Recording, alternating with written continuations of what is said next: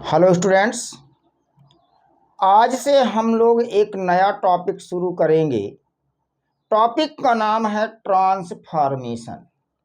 यदि ट्रांसफॉर्मेशन के विषय में संपूर्ण जानकारी प्राप्त करना चाहते हैं तो हमारे चैनल को सब्सक्राइब कीजिए, लाइक कीजिए, कमेंट कीजिए और जो भी वीडियो इसमें आते हैं, जो भी क्लासेस आप लेते हैं, उन क्लासेस को अपने मित्रों, संबंधियों और पड़ोसियों के पास शेयर कीजिए।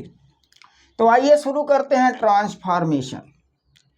ट्रांसफॉर्मेशन को अगर देखा जाए तो ये आपका बना हुआ है ट्रांस प्लस फॉर्म प्लस एशन। तीन वर्ड से मिलकर बना है ट्रांस प्लस फॉर्म प्लस एशन।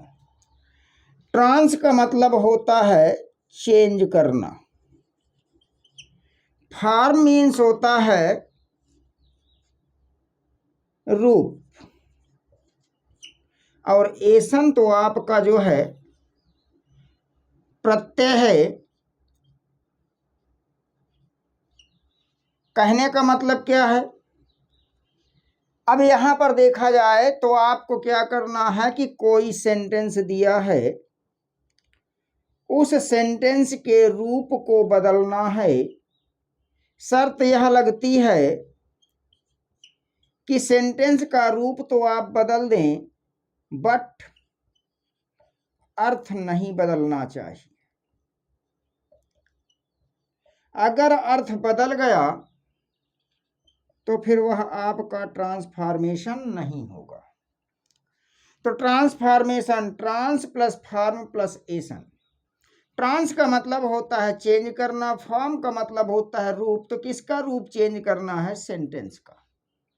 ये जो एशन है प्रत्यय है। अगर कहा जाए तो प्रत्यय क्या होता है? किसी शब्द के अंत में लगा होता है, और जैसे ही प्रत्यय किसी शब्द के अंत में लगता है तो उस शब्द के अर्थ में परिवर्तन आ जाता है। प्रत्यय को लगाने का अपना कोई नियम नहीं होता है। तो अब ट्रांसफॉर्मेशन के अंतर्गत आपको क्या करना है कि सेंटेंस का रूप परिवर्तित करना है, किंतु शर्त यह है कि रूप तो बदल दीजिए, बट उस सेंटेंस के अर्थ में परिवर्तन नहीं होना चाहिए। यदि परिवर्तन हो गया तो फिर आपका ट्रांसफॉर्मेशन नहीं कहलाएगा। इसलिए ट्रांसफॉर्मेशन के अंतर्गत हम जो भी रूल्स पढ़ेंगे उनमें हम सेंटेंस को, रूप को बदलेंगे, बट अर्थ में परिवर्तन नहीं होगा। ट्रांसफॉर्मेशन एक लंबा टॉपिक है। इंटरमीडिएट में यहाँ से 2 नंबर का क्वेश्चन पूछा जाता है, लेकिन फ्यूचर के लिए बहुत इंपॉर्टेंट है। तो देखा जाए तो यहाँ पर पॉइंट नंबर 1 अफर्मेटिव से निगेटिव बनवाएगा ट्रांसफॉर्मेशन के थ्रू। पॉइंट नंबर 2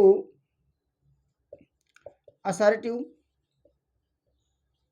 से इंट्रोगेटिव बनवाएगा। पॉइंट नंबर 3 एक्सक्लामेटरी सेंटेंस से असर्टिव सेंटेंस बनवाएगा। तो अफर्मेटिव सेंटेंस से निगेटिव सेंटेंस, असर्टिव सेंटेंस से इंट्रोगेटिव सेंटेंस, एक्सक्लामेटरी सेंटेंस से असर्टिव सेंटेंस। या फिर कह लें कि असर्टिव से एक्सक्लामेटरी, एक्सक्लामेटरी से असर्टिव, इंट्रोगेटिव से असर्टिव, असर्टिव से इंट्रोगेटिव, निगेटिव से अफर्मेटिव, अफर्मेटिव से निगेटिव। क्वेश्चन किसी भी प्रकार से पूछा जा सकता है फ्यूचर में। लेकिन आपके इंटरमीडिएट में क्या होता है कि अफर्मेटिव से निगेटिव पूछता है, असर्टिव से इंट्रोगेटिव पूछता है, एक्सक्लामेटरी से असर्टिव पूछता है। 95% केसेस में, 5% केसेस में आपका जो है उल्टा कर सकता है। लेकिन फ्यूचर में क्या है कि सीधा भी जा सकता है और उल्टा भी जा सकता है। उसके बाद removal of adverb too, removal of adverb too. Too को हटाने के लिए कह सकता है।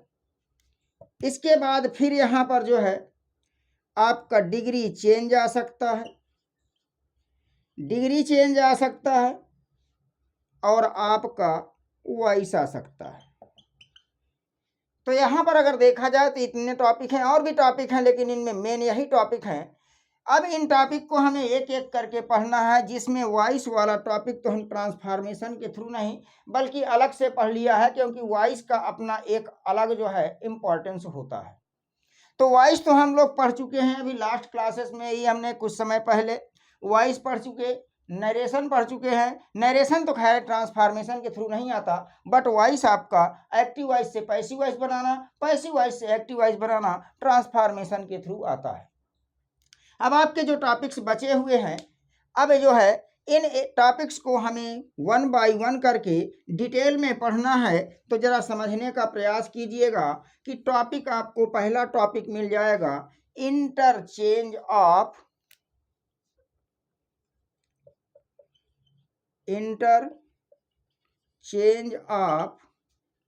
Affirmative into negative sentence. क्या मिल जाएगा? Interchange of affirmative into negative sentence. कहने का मतलब ये है कि अफर्मेटिव सेंटेंस से निगेटिव सेंटेंस बनाना। अब इंटरचेंज लगा है तो अफर्मेटिव से निगेटिव बनवा सकता है, निगेटिव से अफर्मेटिव बनवा सकता है। क्वेश्चन किसी भी प्रकार से पूछा जा सकता है।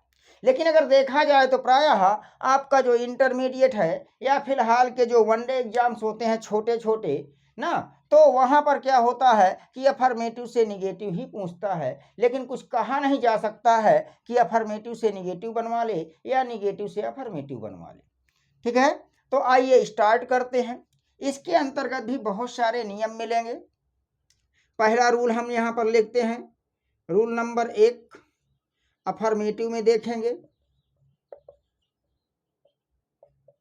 अफर्मेटिव सेंटेंस में आपका कैसे सेंटेंस रखा होगा, तो देखते हैं यहाँ पर। तो सबसे पहले यहाँ पर मिलेगा एज सून एज, उसके बाद फिर आपका मिल जाएगा subject plus V2 plus dash dash, कुछ भी आ सकता है, कॉमा लगा करके फिर डैश डैश। इस प्रकार से आपका सेंटेंस दिया जाएगा अफर्मेटिव में। अब कहेगा कि इसका निगेटिव सेंटेंस बना दीजिए। तो जैसे ही इसका निगेटिव सेंटेंस बनवाए तो सीधे ही एज सून एज के स्थान पर आप क्या लिख देंगे? No sooner. नो सूनर लिखने के बाद यहाँ पर आप ले आएंगे डिड, डिड के बाद सब्जेक्ट, सब्जेक्ट के बाद V1, सब्जेक्ट प्लस V2 को तोड़ेंगे did plus subject plus V1। अगर यहाँ पर और कुछ रखा हुआ है तो रख देंगे, नहीं रखा तो कोई बात नहीं, कामा के स्थान पर देन का प्रयोग कर देंगे और आगे जो कामा के बाद वाला सेंटेंस है उसको फिर उसी प्रकार से रख देंगे और इस प्रकार से आपका निगेटिव बन जाएगा। तो अफर्मेटिव में क्या मिलेगा? As soon as, subject plus V2, कुछ और भी आ सकता है, कामा, फिर नेक्स्ट क्लॉज हो जाएगी। जब अफर्मेटिव से क्या बनाएंगे? निगेटिव, तो एज सून एज को किस में बदल देंगे? नो सूनर में। उसके बाद सब्जेक्ट प्लस V2 को तोड़ के रखना है did plus subject plus V1। अगर यहाँ कुछ दिया है तो रख लेंगे, नहीं तो कोई बात नहीं। कामा को किस में बदल दिया जाएगा? दैन में, और कामा के बाद जो भी सेंटेंस जो भी क्लॉज यहाँ पर है उसको उसी प्रकार से रख दिया जाएगा। अगर हम इस प्रकार से रूल्स अप्लाई करवाते हैं तो आसानी से डायरेक्ट से आसानी से जो है अफर्मेटिव से निगेटिव बना सकते हैं। अब ध्यान ये देना है कि जैसे यहाँ पर लिखा एज सून एज, तो एज सून एज का मतलब निकलेगा ज्यों ही, और कामा का मतलब निकलेगा त्यों ही। अब नो सूनर आया तो नो सूनर का मतलब भी निकलेगा ज्यों ही और देन का मतलब निकलेगा त्यों ही। तो देख लीजिए, मीनिंग में कोई अंतर नहीं आ रहा है। अब यहां पर एक सेंटेंस लेता हूं, एज सून एज सी सा आ लायन सी रैन अवे। चलिए, अब ये कहा एक सेंटेंस आ गया, एज सून एज सी सा आ लायन कॉमा सी रैन अवे, और क्वेश्चन पेपर में दे दिया चेंज इनटू निगेटिव सेंटेंस। अब इसका निगेटिव बनाना है। तो जैसे हम इसका निगेटिव बनाएंगे, देखिए एज सून एज के स्थान पर हमें क्या लिखना है, ज्यों ही। और एज सून एज का मतलब भी क्या निकल रहा है, ज्यों ही। कामा का मतलब क्या निकल रहा है, त्यों ही। तो यहाँ अर्थ क्या निकलेगा, ज्यों ही उसने शेर को देखा त्यों ही वह भाग गई। अब इसका निगेटिव बनाना है, तो एज सून एज के बदले क्या ले आएंगे, no sooner. Subject plus V2 को किस में तोड़ देंगे, डिड सब्जेक्ट और V1। तो डिड सी आ लायन, कामा के स्थान पर देन। दूसरा सेंटेंस में कोई चेंज नहीं है, सी रैन अवे। ये देखिए, जिस प्रकार से मैंने आपको स्ट्रक्चर दिया उसी प्रकार से आपका जो है सेंटेंस बना के रख दिया नेगेटिव में। अब नो सूनर का मतलब क्या निकला, ज्यों ही, और देन का मतलब क्या निकला, त्यों ही। अर्थ निकलेगा ज्यों ही उसने शेर को देखा त्यों ही वह भाग गई।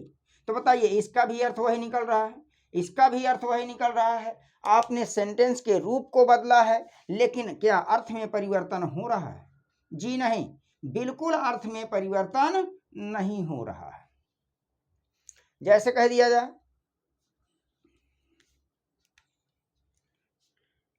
As soon as he reached the station